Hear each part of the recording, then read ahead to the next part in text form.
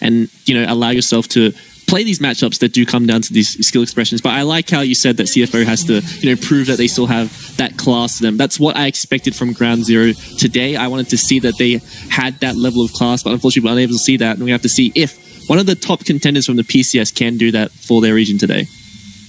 Yeah, absolutely. This truly is probably the first series, I'd say, that we really get a true scale of the power between the regions, right? Because you come into the playoffs, and with all truthfulness, you're expecting it to be sort of a contest between the PCS and the LJL for those top two spots. Obviously, you just got to think back to spring where it was SoftBank PSG in that grand finals after fantastic playoffs from both of those teams. And so coming into this, you have to have a similar expectation. And I mean, third seed, it is, you know, DFM dominating yesterday against a PCS team. And CFO, I mean, they're starting off strong. They realize the strength they have early game with this Pantheon. And honestly, the Jhin level 1, when you're getting priority in these lanes, it's going to be very, very beneficial. And Castle's going to select himself this red buff and see what else he can get. If he's able to get back to his top side, there's wards there to try and protect it. A driver going down and placing that one. So certainly could be seeing a sizable jungle lead here for Caster if all things go well. Now, I really like that we are seeing this evade happen. I think we'll get to see if the punishment from what we normally see will come out. This time, you know, Illim not clearing out his entire top side, but as you can see what is happening on the map, what would have happened normally is you would have seen Illim clear out his top side and his bot side is also gone. And all of a sudden, all 6 of his camps are cycling, whereas, you know, Caster's entire jungle is still up and not being farmed. So the next time they respawn, Illim's going to get that full clear off again and be ahead, even though he got invaded. But this is just going to be the trade of sides. Illim deciding to invade and make sure that he secures some camps. Very scared that Caster can, you know, cross the map and play that, you know, diagonal jungling, especially with the mid priority coming out of Adezreal. Yeah, and I wonder, like, we haven't seen this in a long time, the Pantheon support, right? It's not really been something that we see. It doesn't necessarily do well into these engaged supports, as it is quite vulnerable. It doesn't have the tankiness to withstand like the Leona does, like the Nautilus, the Rel, whatever champ you want to say. And so we'll see what it does. I mean, what it will open up to is probably the best setup almost in the game, maybe excluding Twisted Fate for a Nidalee, right? Like, it's just a point-and-click CC. There's no way it can be dodged away from. It's not like the Renekton where it's somewhat telegraphed. You can just flash W, they are getting stunned. There's a little bit of setup required for the Renekton stun, and so we could look for dives, and I think the fact that this is a split map does suggest that that could be what Caster looks towards.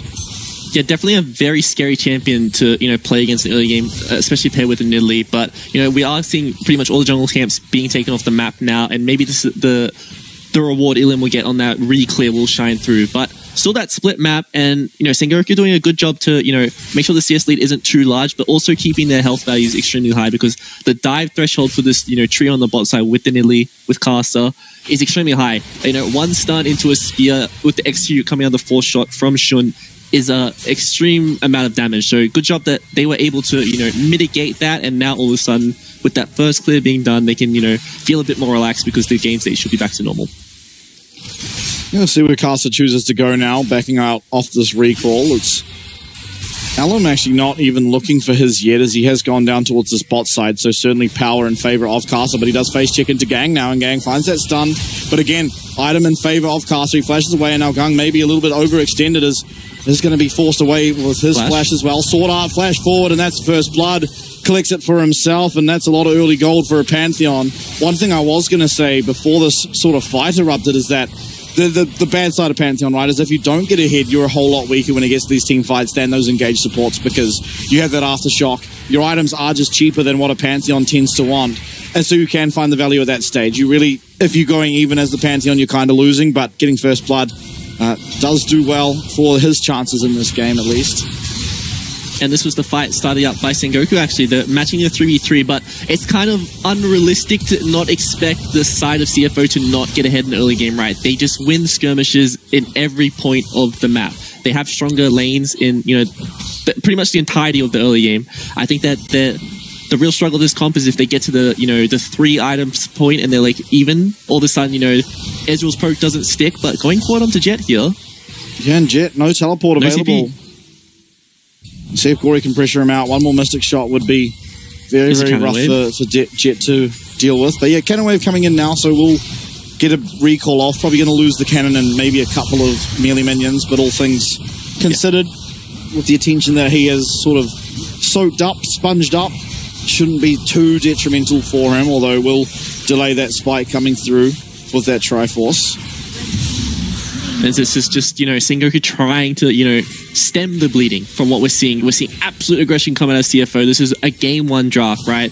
They're playing priority, in a sense, in every single lane, but also the ability to skirmish everywhere. So they just have options wherever they go. There is no top lane is weak side, we can't go there, or bot lane is weak side, we can't go there, we can only play at this certain point in the map. That's not the case in this game. CFO have the ability to skirmish everywhere. Even the Ezreal, who doesn't have CC, is an extremely strong champion in these skirmishes, especially when he has that passive stacked up. Have all 5 stacks of that one, all the attack speeds that he does gain will allow him to be so strong. And even Caster on this Nidalee, a champion who was quite easy to outplay, right? All he does is dodge the spear, but when the stun's there... no setup even. It was just a dry spear out of Caster, the flash forward from Driver, and clean as can be. It's the simplest kill you'll ever see, and Kanado, no teleport now, won't be able to get back to this wave all that quickly. See if Driver can get it in, as Alum actually managing to come down and collect at least one of those Void Grubs. Consultation price, not the worst, but obviously not the best. Now you're your volatile top lane matchup is suddenly Renekton favored, and we all know what can really happen when a top laner of this caliber gets a lead. I think that the big tell will be when the teleports come back up. I think that we were probably not going to see the teleports go back towards the lane at this point, unless it is just a very stale game going forward. If there's a lot more action happening, I think we're going to see those teleports used to potentially blow the bot lane open. Yeah, I'm be honest with you, Telly, here, as CFO find themselves at over a 1k gold lead. They also managed to pick up a Cloud Dragon and 2 of the Void Grubs. So generally, you get that Cloud Dragon, it's traded for the Void Grubs. But this time it's just CFO winning absolutely everywhere. The flash there coming through from Sword Art. They land with the stun, but it's a nice shove from the side of Sengoku, as Jet now, he's under pressure. One Mystic shot, but it's not going to land. And the Enchanted Crystal Arrow will not connect there from Yuhi in that bottom side, but still it's CFO. They are going to continue to win. 1 kill was found onto Sword Art, but it was traded back, and CFO now, Caster especially, going to be the big winner out of this engage. Yeah, and this is just the 1-for-1 happening because Sword Art's using that empowered E to gap close, right? Get onto the member to get in that team fight as soon as possible. But when he doesn't have that one available, all of a sudden the damage that comes out of Elam here is insane. Especially a Corki at this point doesn't have a lot of items, but his base damage is really high, and they're able to trade that one back. Maybe could have been a potential different team fight if Elam had a bit more mana to his name. Could have cleaned up Gory there and would have been a favorable trade for them in what we thought was going to be an extremely one-sided performance in the early game. Yeah, at least signs of life for Sengoku. They found themselves quite far behind and at least trading 1-for-1 there. And it does bode well. Ultimately, I think, for this team, it's going to be hard for them to find engages in general outside of the Ashe ult. But luckily, Ashe ult possibly one of the easiest engages to find in the game. You just land a long-range Enchanted Crystal Arrow and everyone piles onto that member as they can't move for 3.5 seconds, excluding Shun. This is going to be one of the first games, and maybe, there was a Pyke, but I haven't not seen a game where we're buying lethality as a support item in a very, very long time. It's been a very long time. I remember, back in the day, this was quite popular in supports, with the lethality. Oh, I think Pantheon in particular was just meta at the time, so we saw a lot of these lethality supports being played, but the arrow going out. Yeah, and Enchanted Crystal Arrow does connect. Stun coming through, seismic shove as well. He's not able to get up that E. Does eventually, but it's going to be Gang who does pick up at least that kill. Here comes the Talia wall, that Weaver's wall, but Ellen is not going to find any way onto Gory. Safe as can be on that Ezreal, and ultimately it's just a 1-for-0, but still signs of life and another kill, a bunch of gold over to the side of Sengoku Gaming. Yeah, and we keep singing CFO's praises, but also when you look at Sengoku's comp, it is very solid. They can absolutely play this game, and if they do get through the laning phase in a even fashion, Holland's Drive is getting caught out. No flash, no Dominus, could potentially go down to Jet here. Does give him a little bit of health back, but yeah, the Boomerang doesn't connect. Driver might just have the movement speed. It is even, at least in those boots. For a second there, I thought we gave up on the chase a little too early. But they didn't. Kanatu going to be able to pick up that kill and get himself a bit of gold back after falling a little bit far behind. It's going to be a very important pickup, and Jet with a fantastic rotation does mean that. Oh, sorry. Oh, no, I was just going to say, I think that Sengoku's doing an exceptional job to stay competitive in this early game, especially with the fact the map was split, their bot lane didn't bleed too much. You know, you look at the values of the entire scoreboard based on, like, levels and CS, they've kept the leads that CFO was able to gather within a small margin. And I think if the game carries on like this, it's very easy for them to execute their comp, right? It's just Ash Arrow. If it hits someone, they die. If it doesn't, wait for it to come back off cooldown. Same with the Solar Flare. It's very easy to operate in this team comp, whereas, CFO, they need to get those picks because their main engage tool really comes out of a flank from Drive or even Sword Art going in, and it's quite hard to do that into the Taliyah. Yeah, certainly is. Elam going to be able to pick up at least one of these Void Grubs, looking for a second one now as the smite comes down, going to confirm it for himself, and Casa completely happy to just trade it for that Dragon on the bottom side. It's going to mean they do get that first and second Dragon on the board. They now have a win condition through the Dragon's Soul 10 minutes from now, if they are able to continue picking them up, I suppose. Alright, what have we got? Pick stick. Rough. You hate to see that when you're the team taking the Void Grubs. Definitely what the Dragon I consider to feel the most OP, right? Yeah, flash from Sword Art. It does come through the Mega Gnar. Gonna get hit, though, from that True Shot Barrage, and Sword Art gets his second with that Ignite ticking away. Well played by Sword Art there. A lot of people understand why did he flash there when he's in range. It's because, you can't cast the Pantheon W because you can just Gnar ult to react to that one, deny that one, but flash is always pretty much underneath the Gnar, so that is a point and click, extremely hard to react to spell, and denies the outplay potential and secures the kill for his team on the map trade that we are seeing right now. Teleport coming through though, and Gory, I think, respecting the fact that he is on the weak side, going to be walking away. Gang and Elam here though, if they do land any CC, and it is Gory all by his lonesome. Oh, Arcane Shift used. Okay, he has flash though. If they did keep going for him, that could have been a potential kill. The flash is actually still not off cooldown. It's about 10 seconds left, so if they committed for that one, they would have been able to pick up that kill, but thought he was respecting and decided to walk towards the jungle camps and find that one. But as we are seeing, the map is completely split. Both solo laners on the bot lane right now. These tower plates are still up for another minute and a half, so this is just a complete trade of the map, and this is 4 grubs on the side of Sengoku, and less members in his turret, so there's less resistances on the side of Sengoku. Sword Art recognizes that, leaves straight away, also Caster leaving, so now all of a sudden this is just Driver. One champion means there's not as much resistances on this tower, and he's just going to trade this one away, and I think that we're probably going to see Sengoku get the first tower here just because they had those 2 extra grubs. Yeah, interesting macro coming through here, but it is Sengoku getting more of those tower plates, although Driver now pushing out this way will be able to find himself this tower eventually. It is still that first tower of the game going over to Sengoku, as you said. Obviously helped out by the fact they have those Void Grubs, and Gory now going to be able to walk up and take that CS for himself, as he did manage to get himself that Triforce power spike, and really waiting around now to see what Shun gets. Looks like a Collector is going to be the choice for his first item. Well, Sword Art, he uses an Empowered Q, but now he's really stuck and doesn't have the E, just goes down. Shun, though, as well as Gory are here. Weaver's Wall comes through. Gory with that Arcane Shift over the wall. They're going to have to kite for a very long time, but yeah, Enchanted Crystal Arrow comes through. There goes the Root. Shun, he's in no man's land. He's got nowhere to go, just going to flash.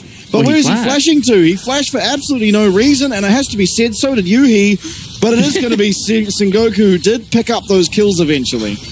You're very surprised both AD carries use flash there. Shun 100% is never getting out of that scenario, so you should just conserve his flash, and then Yuhi didn't need the flash because there was no way he's going to get out there, but you can understand, versing a team like this, catching them off guard, the adrenaline catches you there, but I think this is cheeky by Jet to stay here and find this kill. Sword Art doesn't have his E available to buy time, and all of a sudden, they're outnumbered here. Caster's not around, and they have the priority of the mid lane because they were trading on the other side of the map. Caught out of position, and, can't really say anything else besides, call with their pants down. Now Shun, no summoners, no cleanse, no flash from Gory as well. These are targets for Sengoku going forward.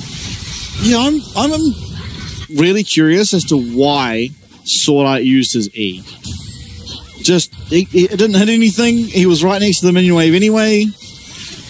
Very odd usage, faster. But anyway, yeah, I suppose. But he didn't really move after using it, but in any case, Rift Herald now started up. Driver taking half his HP in damage, but going to be healed up a little bit there by Caster, as it is going to be CFO looking for some poke. They are still very strong, that even in terms of gold, so Sengoku doing a really good job to bring that gold deficit back.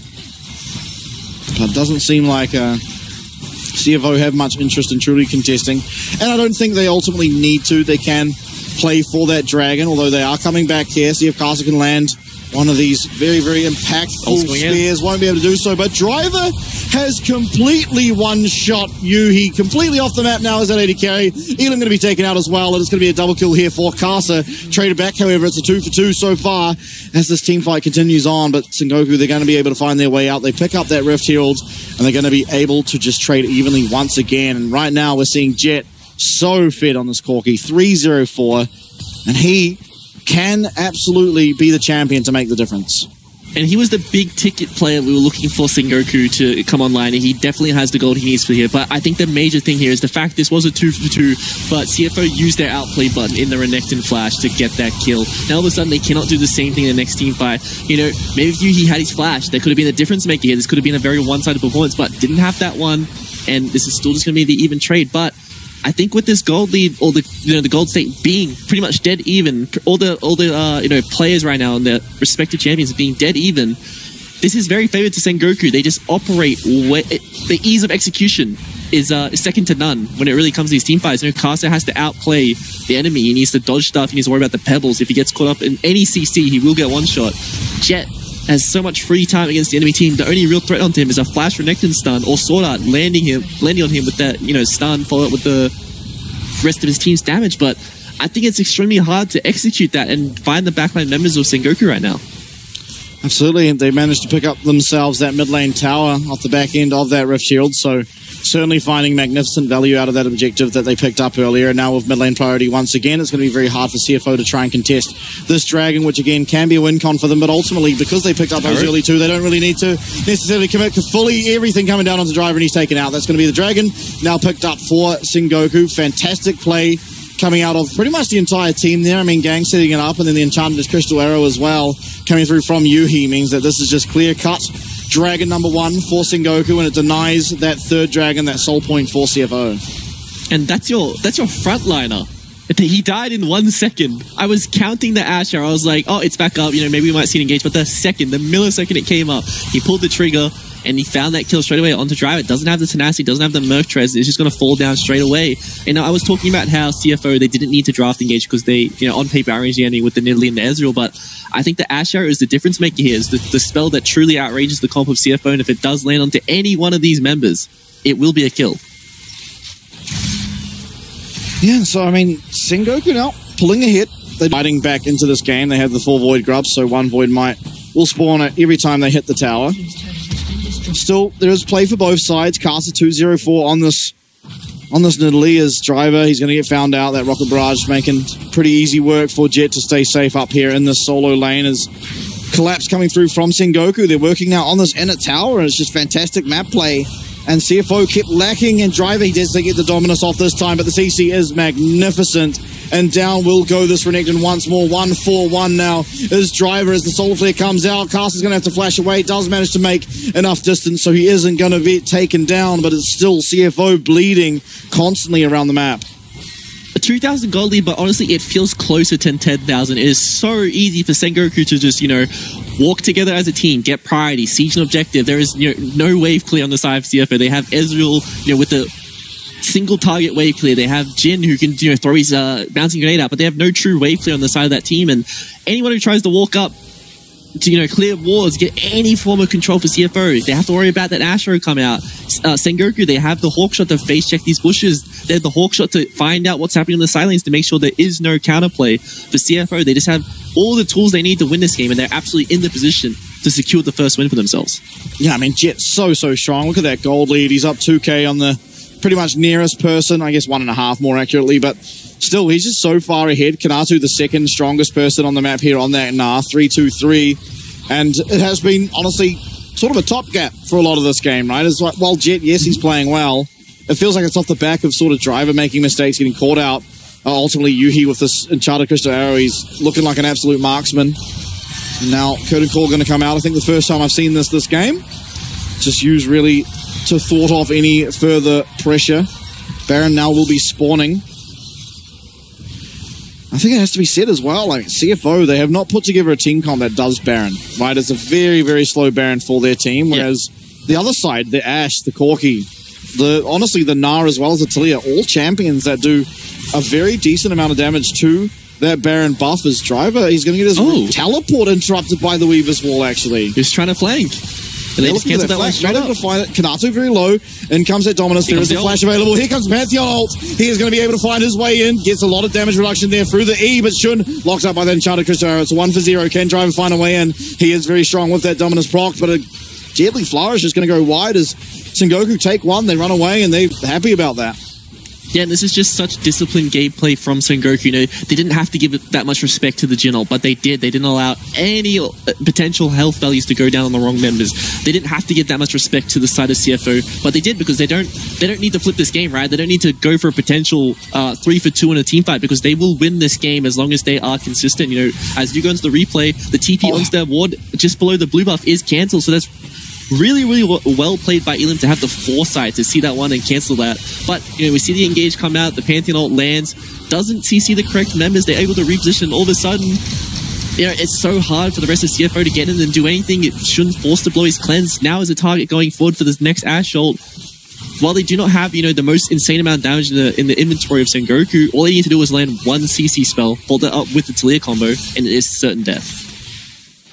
Absolutely, and they've been able to capitalize on that time and time again, and now Baron a legitimate threat here for the side of Sengoku. Again, they're the team that can actually burn this objective down. It's not the same for CFO. We have just a Collector and a BF Sword really in the inventory of Shun, the Cloak of Agility as well, but Nat's not going to be doing all that much yet. He really needs to get that Infinity Edge completed, working towards it, getting close, but still, I mean, he's going up against a 2.5, nearly 3 item Corey in Jet, as well as it's just hard to make headway through what is going to be that tanky frontline in Leona, as well as the Gnar deceivingly tanky, despite only really having the Tunneler alongside the Triforce. And I think this is Gory's time to shine. He has those 2 items in his inventory. The gold lead hasn't ballooned too much. He has his flash. He can absolutely outplay his next team fight. He doesn't need any champions to allow him to do his thing. And I think that if they do not, find this next team fight, it's just going to get out of control for them. So it's really his time to shine. CFO has control of the river thanks to the Ezreal pretty much doing that 1v5 mid priority. And now they have everything they really need to succeed this next team fight. Yeah, now Gang got very, very low, and in fact actually looks for the recall now. So Sengoku, there'll be a 4v5 if they look for it, and they're not going to be able to, so that means third dragon of the game and soul point for the Hextech sold for CFO. So despite the gold deficit they find themselves in, have a very powerful sort of point of the map where in 5 minutes time they're going to get ultimate say over where they want to head, and it's up to, honestly, Sengoku to answer. They're kind of forced to contest this dragon. You can't really afford to give over the Hextech soul. It's an extremely sort of insane dragon, especially for the champs like Ezreal, you know. Even for Driver, he hits a minion, slows you up, and it makes it a whole lot easier for you to close that gap, for you to get onto this cleanseless Ashe, this cleanseless Corki, and that could be a very, very big avenue for CFO to find success in team fights. Yeah, and I think it was strange to see that Sengoku didn't pull the trigger on the Ashe ult, right? What we've seen in these recent team fights is the moment that one comes with cooldown and they are grouped up, he has just been throwing it at whoever he can find. But this time, holds that one, doesn't look for the engage, and that really was what cost him the setup on the objective because there was no cleanse available for Shun on the Jin, and there's the rest of the team besides, Sorta, who does have the shield to block that one, does have the bubble, are all targets. So yeah, surprising that one didn't come out, but 3 items completed for Jet means he is so strong in these upcoming team fights, and he's going to get to that point where if he does go for something like a Bloodthirst next, doesn't need to go for the full damage build, just needs to tank the harass that comes out of Gory on this Ezreal, and he's doing his job in these team fights because he will out DPS him. I am a little concerned about one thing, and that's the fact that Sengoku are ahead, but Shun is somehow just 40 CS up as the Jin into the Ashe, which feels somewhat illegal in many ways, right? Like it is Sengoku with ultimate control of where they want to go on the map for at least the past sort of 10 minutes, but somehow Yuhi not able to find that CS, not able to find that gold, and it means that Shun's actually the stronger of the 2 AD carries at this point. He picked up that Infinity Edge now. He's a very, very strong and credible threat. Maybe not so much onto the Leona, but there is a lot of ways for CFO to make plays on that backline. They have the flank potential through the Renekton. They have the ultimate coming down from this Pantheon, and it should gain access for Shun to try and find and execute on these low health members. And Enchanted Crystal Arrow is going to be responded to for the cleanse, and now a bit of a weak point is the Shun. If he is hit by another arrow, if he is hit by a solar flare, could be in a very, very scary position.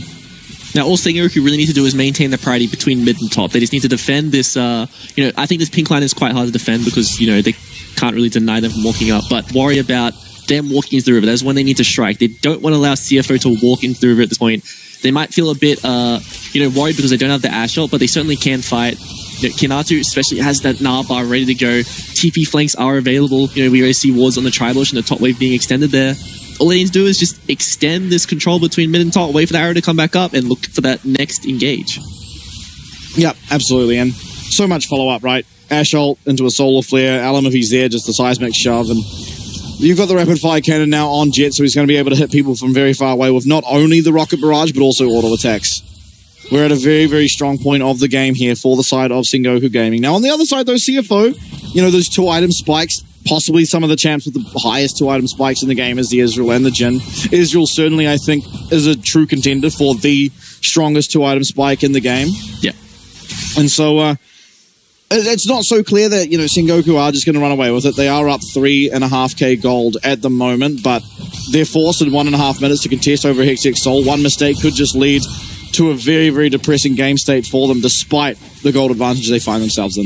We see that they are early committing to the bot side of the map, but, the nice thing about that is CFO doesn't really have a scary Baron, so they can be greedy with their map setups. They can be, or they can allow themselves to be so early towards this dragon to secure as much control as they can, but they really need to get this ward on the blue. I think to make sure that this one doesn't exist, because that TP flank does come through.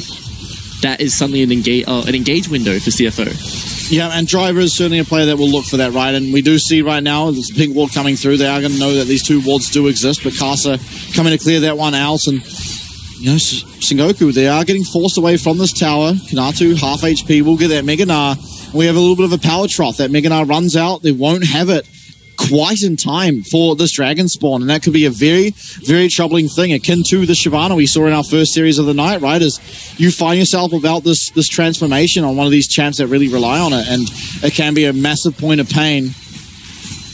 Mid lane Prio, though, going over to Sengoku. They are going to be able to get to that river first. See if Kanado can get this Gnar bar up. It still hasn't sort of come off cooldown yet. He needs to delay the spot wave and wait for that one. We see he's charging it back up now. If he did hold that wave until that one was going to come out, he's going to be quite comfortable going to this fight. He's pretty much sitting around the 50-60% point, so he is ready going into this next fight to, pop that Gnar when it is crucial. And Sengoku rocked up to his objective on time. Pay attention to the Ash ult cooldown. I think as soon as that one does come off cooldown, they are going to send it at a member. Okay, Mega Gnar going to be used here on the Driver. He does flash away. That does mean there is no potential for a flash engage here from Driver, but he did keep his ult, so he is maybe looking for a recall. And one important thing to note is that you can just teleport to a Nidalee spear. A Nidalee trap. As Kasa? The curtain call coming out, Gang getting very, very low, but Kasa, he's not going to be able to get it. It's going to actually be Yuhi who does pick up that dragon, so they do defend at least this Dragon Soul for the time being. They also pick up one kill, maybe an angle to look for this Baron, as constant rocket barrage coming through from this very, very far ahead and accelerated Corki. And this is just going to result in just that one kill, but importantly going to deny that Hextech Soul. They're going to have the option to look for that soul point in that next one and delay this game and delay CFO from finding a true win con. I also want to point out how well CFO are doing at delaying this game. What looks like Sengoku winning pretty much 7-8 team fights in a row, this gold lead has never really ballooned, right? And I think that we're seeing CFO constantly contest that vision aggressively, but they're not losing these members, right? I think Kasa in particular is doing a really good job to walk up, harass the enemy team, deny some of the walls they're getting down, and make sure they feel pressured every time they walk in. And he's buying a lot of time. I think the team overall is buying a lot of time to, even though their comp does get outCL'd, the more items you get, the more damage you have available to your team, gives you more opportunities to outplay the enemy, because all of a sudden, if you do land one spear, there could be a flash execute onto a correct member. Driver gets more items, he can hit a TP flank and really change this game. So as long as this game does extend, while I do think it will be Sengoku favored in the team comp-wide sense of the scaling, it does give CFO more options to play the game. Completely agree with you. Now Gory does finish up his third item with that Spear Shogun, so more damage focused. Is Gory going to be on this Ezreal rather than going for a safer pick possibly in that Bloodthirster? Jet gets hit by one of those Nidalee spears and certainly does hurt when that lands. Not the easiest thing to land though, is Gory looking aggressive onto Jet. True Shot Barrage going to be Valkyried away from. I wonder what Kasa max second, because we have seen the trap max coming in second, and that is why we see a lot of these Nidalees doing an insane amount of damage and why they have a lot of control on the map, because, just walking over these traps with the Leandries in particular is a lot of harass, but it is going to be the kill this time. Yeah, it did go for the E.